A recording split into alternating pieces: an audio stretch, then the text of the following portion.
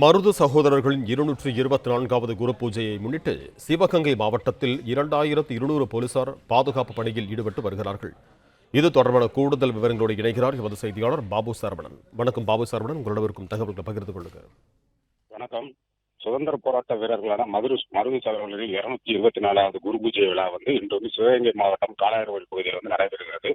இந்த விழாவில் திருச்சி, கரூர், பெரம்பலூர் போன்ற சுற்றுவட்டார பகுதியில் மாவட்டங்களைச் சேர்ந்த 900 காவல்துறையினர் பாதுகாப்பு பணியிலும், சிவகங்கையைச் சேர்ந்த காவல்துறையினர் என்று மொத்தம் 2200 காவல்துறையினர் பாதுகாப்பு பணியில் ஈடுபட்டு வராங்க.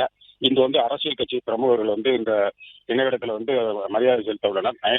பாஜக மாநில தலைவர் நயனா நாகேந்திரன், நாம் தமிழர் கட்சி சீமான், OPS போன்றவர் இன்று மருது சகோதரர்களின் நினைவிடத்தில் இன்னைக்கு அஞ்சலி செலுத்துவதற்காக வந்துள்ளனர். அதை முன்னிட்டு முன்னதாக பெண்கள் ஏராளமாக 500க்கும் மேற்பட்ட பெண்கள் பால் குடம், முளைப்பாரி எடுத்து அந்த நினைவிடத்தில் தற்பொழுது அவங்க வழிபாடு செய்து வருகின்றனர்.